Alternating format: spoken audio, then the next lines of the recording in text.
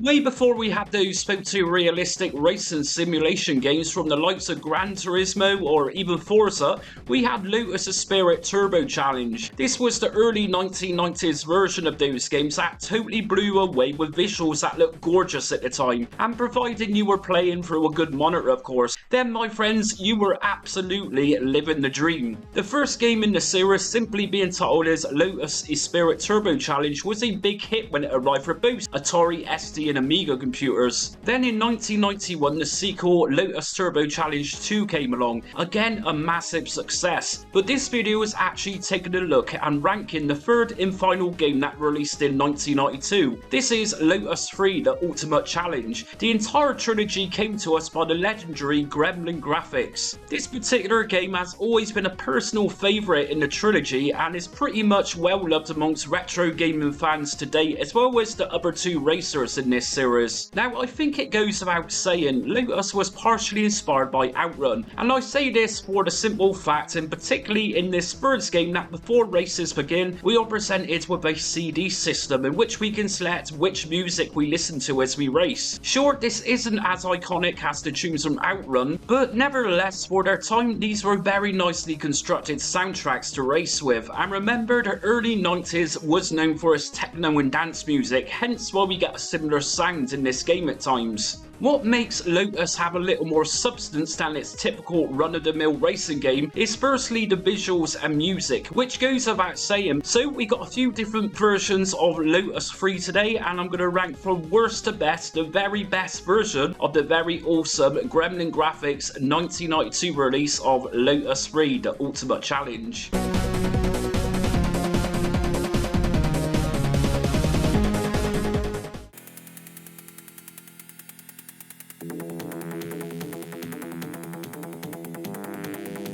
Now, I'm not going to say that the version for the Sega Mega Drive or Sega Genesis is a bad version of the game by any means, because this is a fairly enjoyable version of it to play, although not graphically the nicest. Oddly enough, I would have thought that a console version might have given us an option to have both music and sound effects together in-game. Sure, this would have avoided the Lotus experience, but a racing game on Sega's 16-bit console powerhouse at the time could have added this as an option, surely, but they didn't.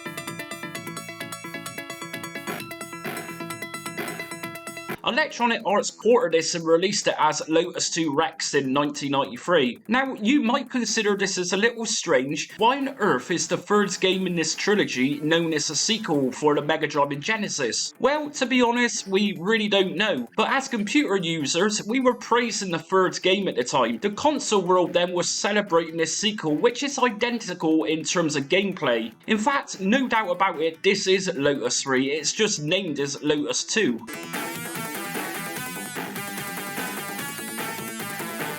A big selling point of this version is that this game came with a mode known as Rex, which is a construction track builder mode. Now, this type of thing wasn't common on consoles at the time, and more or less more associated with DOS computer systems. And Electronic Arts made a point of this by naming the title of the game with Rex. Now, I was saying that the graphics aren't really the best of the few versions that this game was made for at the time, because they truly aren't anything special. The sprites of the cars do look a little dull, and most definitely, many of the cars on the tracks that we see are actually in purple. The tracks in this version in general could have been spruced up just a little touch too. As for this game's main options, then of course we obviously get everything here like most versions did. We can edit our name rather than just simply being known as Player 1. We can choose between 1 and 2 player split screen modes if that's your thing. Change between manual and automatic transmission in the game. We have the main 3 cars to choose from, which are the Spirit Turbo SE, Elan SE and the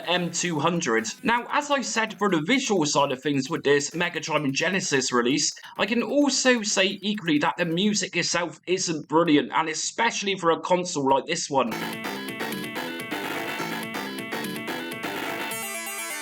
This 16-bit Sega machine could sound a hell of a lot better than this game. As for controlling the cars, this is fine. Acceleration works well, as braking around the corners or going to pit stops to refuel all works really well. Like I have said, the gameplay is truly brilliant here. It's just the visuals and music isn't the best out of all of the versions. And those famous checkered roads from most other versions just come across as really messy looking here.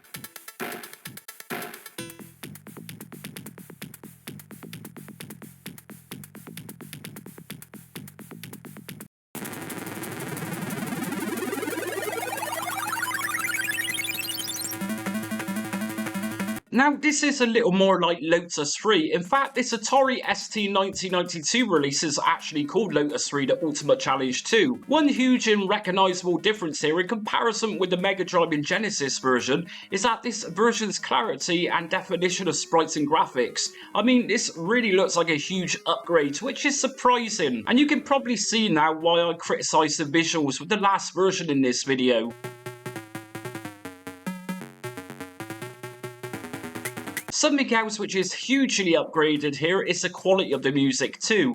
Now, I won't lie, this isn't the best sounding version of Lotus 3 on offer, nowhere near it in fact, but again, just comparing this with the last version is highly worth noting here. Let's just face it then, Sega's console port was pretty atrocious unless you had a computer version of this game. But this Atari ST Gremlin Graphics release isn't perfect either. I mean, we pretty much have all of the ingredients of the game, even the Rex construction editor which Electronic Arts boosted about. We have the same selection of high performance cars to race as here too. But yeah, everything looks much sharper, much brighter, and those iconic checkered roads are beginning to look awesome here with the ST. Even outlines of the cars themselves here as we race look fairly good and nicely defined. Now, the big issue here is the frame rates. This does tend to drop frames at certain points, and this can be very noticeable at times. And talking about things dropping, the music kind of sounds like it does too at certain points, although I found that by using sound effects rather than music, everything is then consistent, and the sound effects of the cars actually don't sound that bad at all.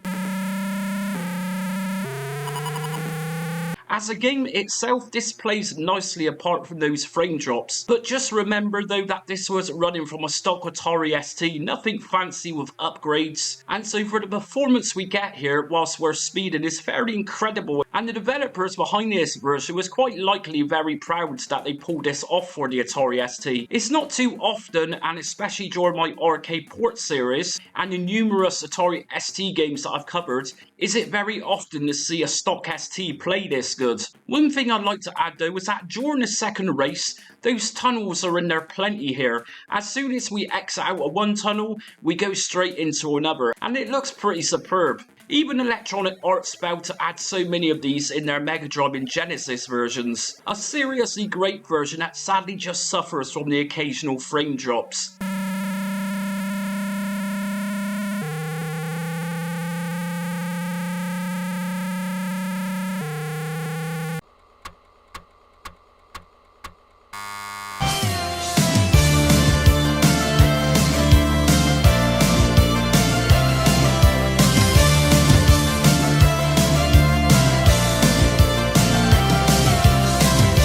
The idea of emulating games from yesteryear on your modern day computer or portable device. Maybe you hate the thought of loading times of your favourite games and prefer to watch commentary videos or anything else retro related. Just Jamie Retro Realm is the ultimate channel for anybody who loves games from the golden age of arcade to home microcomputers as well as the console generations. From the 1970s to the 2000s, then this channel will have something that you'll love, including themed video series, as well as beginner's guides from standalone emulators to more complex front-end emulation system guides. This channel even supports and showcases modern day games for retro platforms, or more commonly known as homebrew games, as well as offering reviews for physical hardware. Just Jamie will absolutely have something for any preference, and the video uploads are also very frequent too. So if you want a retro gaming channel which appreciates everything from the Sinclair ZX80 to the modern day era arcade games and love the idea of discovering new games from yesteryear, hit subscribe and set notifications so you don't miss out on almost daily content.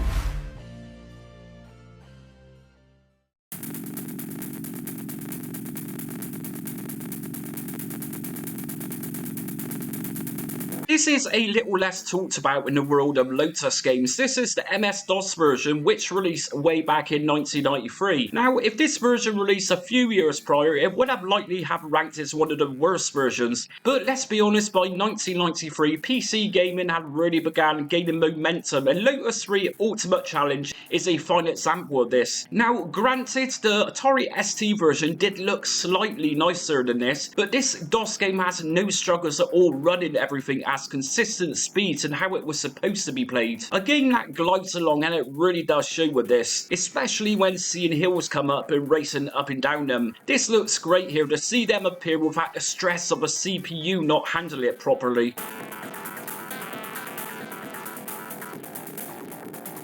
A really strange happening occurs though with this version, and it isn't without its faults. When we choose our car to race as, we don't actually get the famous Spirit Turbo SE. Instead, it's been replaced with this Spirit S4, which isn't red either. The awesome colour of red, which represents, to me at least, high-speed racing cars, has been replaced with a purple colour. So, without dwelling on too much about colours of cars, this game, like I said, performs marvellously here. We of course have a couple of different options here at the main options screen, including different sound settings, as after all this is an MS-DOS game, and depending on how much you spent on a sound card would determine if the sound of the game would be any good. I used the Sound Blaster card setting and everything sounded fairly good with this version. It also appears that the music is slightly different as we scroll through some of the CD player's music tracks before races. I mean, yeah, if you had a fairly expensive PC when this released in 1993, then you could have had one of the best versions of this game around at the time. And if you think PC gaming hardware is pricey today, the prices of things like these back in 1993 would have turned your head by clear disgust. Oh, and by the way, if anybody could please drop a comment and tell me where I know this music from here,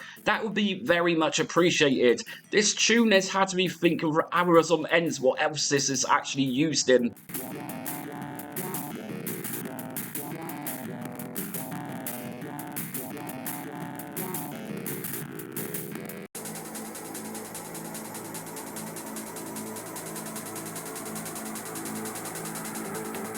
If anybody knew the different versions of Lotus 3 Ultimate Challenge, then it will absolutely come as no surprise or shock to see this Amiga version come in top place. This is the definitive version which simply put everything else to shame in this video. You hear the music with this release and goddamn, you begin to remember again what a serious machine the Amiga truly was. Bear in mind the music which you can hear isn't CD quality, this is actually coming from a floppy disk, believe it or not.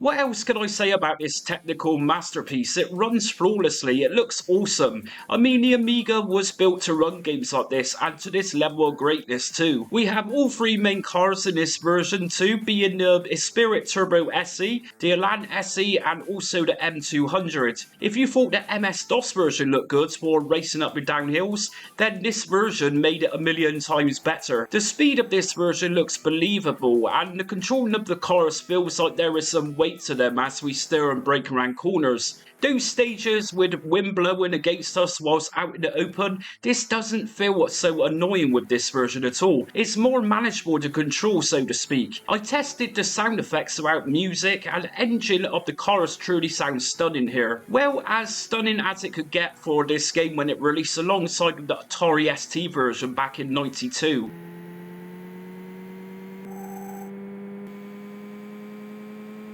It's games like this which is why Gremlin Graphics are truly remembered as being one of the very best publishers out there at the time. We of course also have a two-player mode here, pretty much like every other version in this video, although I don't think my wife appreciates these pixels and sounds as much as myself. Magnetic Fields also developed this version, as for a couple of others in this video too, but they truly knew how to work wonders with the Commodore Amiga machines. I mean, if you take a look at some of their other games on this platform, such as Kid Chaos as well as the other two Lotus games, these are all highly rated games as well as their supercar games. Honestly though, if you've never played this final game that wrapped up the Lotus series, play it on the Commodore Amiga, you really won't be disappointed. And before I conclude today's video, I'm also going to give a shout out to the Amiga CD32 trilogy. This is pretty much the same games as on the standard Amiga computers, only this was much more convenient in its day, rather than having to 32 floppy disks were Lotus III, which were at times unreliable because that's just how floppy disks were back then. This CD was a little more robust, and of course it came with all 3 games. A superb package for Lotus fans then. Now you might expect the Amiga CD32 to give these games a little more colour or some kind of visual enhancement, as the CD32 was pretty much an Amiga 1200 in disguise, complete with AGA chip. But note, these games are largely untouched, but there is a difference with sound quality and music, although the original Amiga OCS and ECS games sounded just as great as his version.